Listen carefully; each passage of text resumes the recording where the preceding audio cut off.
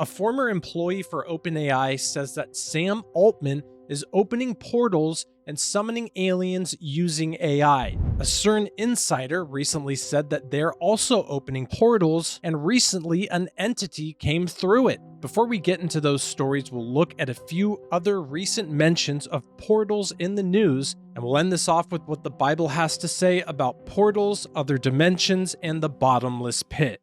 Isn't it weird that portals and other dimensions are now part of common conversations? It really feels like the spiritual war and the different aspects surrounding it are becoming more visible to a lot of people. It also appears the government is well aware of these supernatural phenomena. Like, God's not going to stop creating just with us. But the more I look into this, the more I see the Old Testament and what was told to us there of fallen angels and Nephilim. I mean, this is in the Bible. There's nothing that says that fallen angels, that Nephilim just disappeared. And so I believe that this could be an aspect of it. You know, there are things that we have seen that could resemble portals. And, you know, I mean, we serve an infinite God, a God of the universe. And to say that this is the only realm is ignorant. And so what I've seen, I wouldn't, you know, put it as, you know, Marvin the Martian kind of thing.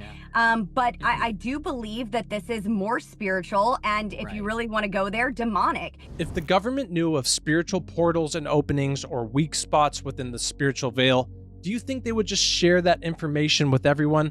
I don't either. They are aware of these, and they probably even are trying to figure out how to weaponize them. It's rumored that there's even some within the United States in our national forests. But just one thing I want to throw out here, and I want to cause a bit of mischief with the US government. I've just been somewhere in the United States where I know there is another portal, and I know the United States knows about it. And I was there just the other day. And guess what? It's got a big fence around it, lots of security signs. It's supposedly US Forest Service. But you know what? It's not. And it's supposedly ancient ruins of tribal art. And you know what? It's not. What's happening is that the United States is using the US Forest Service and claims of the protection of archaeological relics to keep secret from the public a portal on US soil. This next video you can watch and judge for yourself if you think it's genuine. The person who reposted this on X said, "What is these in the woods? Is this one of the portals that could explain the missing 411 conspiracy?" I don't know. How do we get over there? I've never seen anything so weird. I don't know what it is. My phone will not pick it up. Oh, there we go. What is that? It's got to be someone's truck, right? No, bro, it's like... I'm seeing reds and greens. Purple. Yeah, purples. But it's going up and down. Oh my God, look at the reds in there. Is that a fire? What was that? It's like scanning.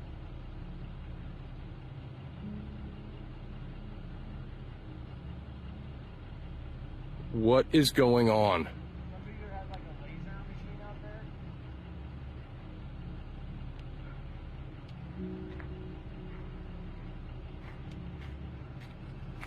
Did it stop?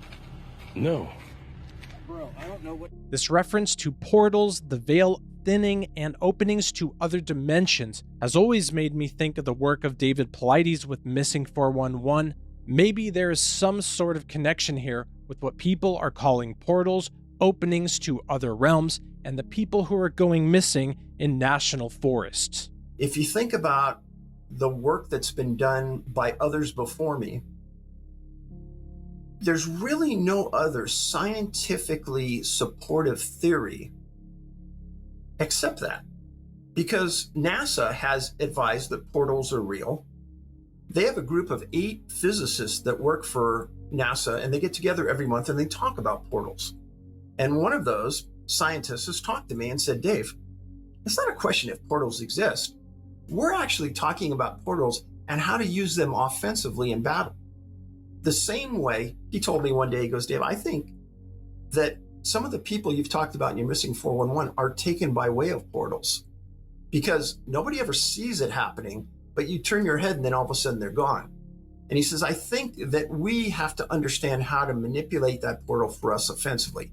We'll get to the CERN insider, the Sam Altman reference, and then the biblical connections to this phenomenon after this next reference that was recently in the news about another portal. Top FEMA official is going viral after he claimed he once teleported to a Waffle House right here in Georgia. Yes, he really did say that. He says somehow he traveled about 50 miles instantly and just showed up there. At least he went to the Waffle House. There's worse places. The claim comes from an old podcast that's now making the rounds again, and he's still doubling down on those comments, standing by them. Officials say the comments were personal and not related to his job. We had a teleport incident, 2 of them. The car lifted up and took me where I was going. And I ended up at a Waffle House like 50 miles away from where I was. It was an incredibly frightening moment to experience yourself in your car flying through the air. Using and abusing substances or alcohol is bad, and I don't support it at all. And that was the first thing that came to my mind when I heard this story, because there's been a lot of people who have teleported to a Waffle House, but what actually happened is they just fell asleep in the car on the drive there. Dr. Astrid Stuckelberger is a scientist and a researcher and teacher for 25 years at the Faculty of Medicine of the University of Geneva in Switzerland. She worked closely with a lot of people at CERN. She's being referenced as a CERN insider, and she had some incredible things to say about other dimensions, portals, and an entity that actually came through a portal they created. They had changed something in the reality. They are disclosing that they are doing all this type of research on wormholes, black holes,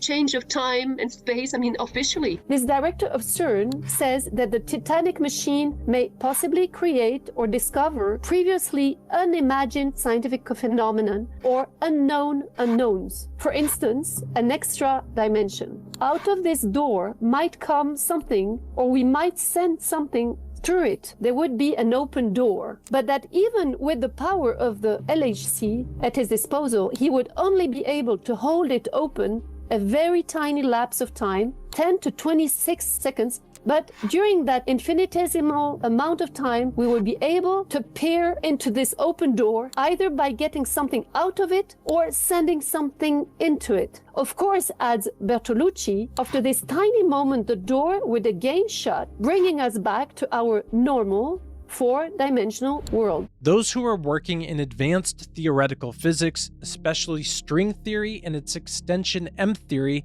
are theorizing that the possibility of more dimensions outside of 4 does exist. With string theory, it says that the possibility of up to 10 dimensions could exist, and then with M theory, it adds an extra 11th dimension. But take a listen to what Dr. Astrid had to say about the possibility of even more dimensions than that. She invited me to see everybody and put me at the table of 2 physicists from the CERN, one in Geneva, one in Portugal, because there are many other mini CERNs, it's not just Geneva. I said, so how many dimensions officially are living in the CERN?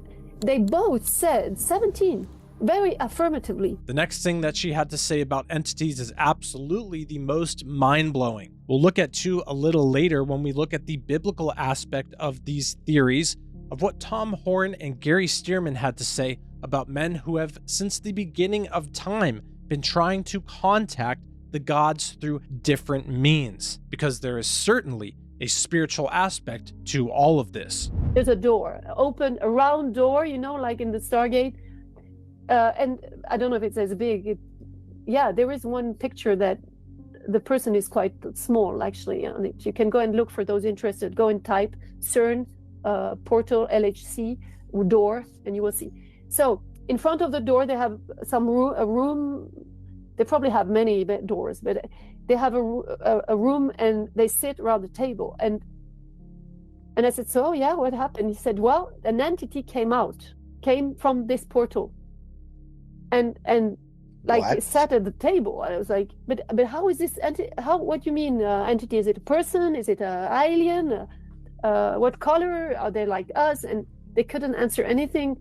They said, no, it's not we know, we just know it at CERN, and they cannot describe it, but they have it secondhand. It's not third, fourth. It's a very good friend who knows. That's very. I have to find something more because that's not enough. I mean, even she knows it's not enough. I mean, she is a scientist, you know. Can you prove? And is there a proof that they bring that they give something? There's some document, and they said that this entity the second time took a scarf and left a scarf. I said, what type of scarf? And they don't know. They're not into the detail. They were really into the event and not the detail. And this entity left again. So that's the short scoop that started me trying to look for that. This was a very strange video that was posted in April. A former employee at OpenAI talking about Sam Altman and how he's building portals to summon aliens using artificial intelligence. This kind of AI capacity is shaping the balance of power between nations and all of our security. One former OpenAI executive said, quote, "We're building portals from which we're genuinely summoning aliens. The portals currently exist in the United States and China, and Sam has added one in the Middle East. It's just like wildly important to get how scary that should be." OpenAI is one of the leading AI companies. Now it's making me wonder if they are somehow creating portals, summoning aliens. Maybe that's why we're seeing this big boom with the AI data centers around the United States and around the world. How big is the new data center campus they're building in the Texas Panhandle? It's the biggest one in the world. It will use as much power as all of the homes in the entire state of Texas combined, times 2. It will use more power than 38 states. Not combined, but it will use more power than all of the power used in any one of 38 different states. The data center campus portion of it is, I believe, 18 million square feet. It will sit on a piece of ground that is 5 square miles. So you can drive by it for 5 miles, make a right turn and drive by it for another 5 miles. That's pretty big. You know what the wild part is? The company building it has no knowledge of data centers. Nope, not in the data center business. Project Matador. When it comes to all of these people who are trying to open portals and creating breaks between our dimension and other dimensions, that is a real thing, and that's been going on for a very long time. Here we'll see Tom Horn and Gary Stearman talking about this on Prophecy Watchers, the portal or the attempt to break to another dimension with the Tower of Babel. And I really liked what Gary had to say about the men all throughout history who have been trying to contact the gods. They're looking for gravitons. Now, what does the 17-mile long particle collider, what does it do? It accelerates protons to almost the speed of light. And then using magnets, it squeezes the pathway. They're going in both directions, squeezes the pathway down to about the size of a human hair. And then literally trillions of these protons crash into each other and they burst apart into their subatomic parts, right? Yes. And they have cameras that are fixed inside of the Large Hadron Collider taking pictures of that moment. Now, what they think they have saw is certain particles that they think make up gravity. Gravity is made out of gravitons, they believe. That's the theory. But gravitons in string theory are not bound to the Earth. They're a weak particle that can escape into parallel realities. Specifically, that is like the number one thing they are looking for, and why Sergio Bertolucci said, we're going to send something through to a parallel universe. What was he talking about? Well, gravitons, they believe they have filmed them literally moving away somewhere. You know, matter doesn't just go away. Yeah. It decays into another particle. It becomes something else. It doesn't just disappear. But they think they have filmed gravitons literally disappearing, going into a parallel reality. Now, you can watch a video that was made by I can't think of his first name. His last name is Green, but people can go out and they can Google this and find it. They made a documentary a while back in which one of the physicists is saying if gravitons are escaping into a parallel world, then once we learn how to control gravitons, how to control their spin or whatever, we can put them together like in a binary code. We can put them together in a stringed message, and we'll be able to send a message through into that parallel reality saying, we're here, come and visit us. And that's what he meant when he said, we're going to send something through and something may come back. This is a reply being sent back from a parallel reality. So they literally are trying to make contact with those that they believe exist on the other side of a dimensional veil. Sort of a hyper-technical method of sorcery or of mediumship, if you will, trying to move into the realm of a spirit world as we would think of it ordinarily, except they're using mechanical and electronic means to do this. Right, but see, we don't really know, like people have asked me in the past, what about the Tower of Babel? Yeah. So Nimrod, this Gibborim of the old world, right? This mighty hunter. He says, I'm going to build a tower whose top will reach into, it will penetrate this dimensional veil. It'll reach into heaven. And God looks down and says they will accomplish what they had intended to do.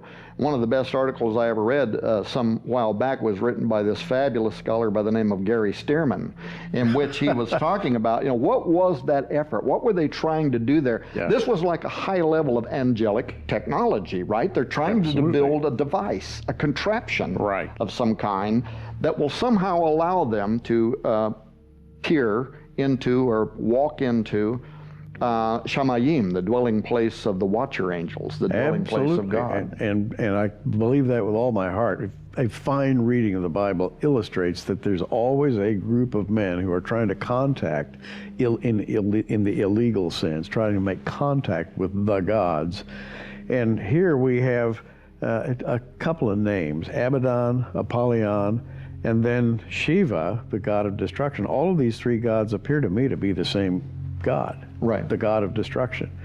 And the idea being that you destroy this world, and out of the destruction comes a new order of things, a new world. It wasn't just the Tower of Babel. Here's some other biblical references to spiritual realms, other dimensions, and them having impacts and interactions and effects in our physical reality. Jacob's ladder is one in Genesis 28, where Jacob dreams of a ladder and a stairway reaching from heaven with angels ascending and descending from it. Ezekiel's visions were him experiencing a break from our dimension into the heavenly dimension when he encountered angelic beings and the throne of God.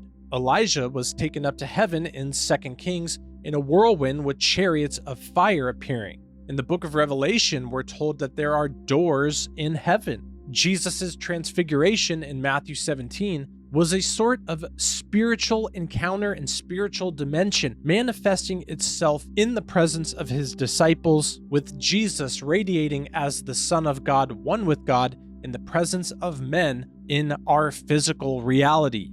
All of these may not be perfect explanations to portals, but it is a type of other dimension, something outside of our physical world manifesting inside our physical world.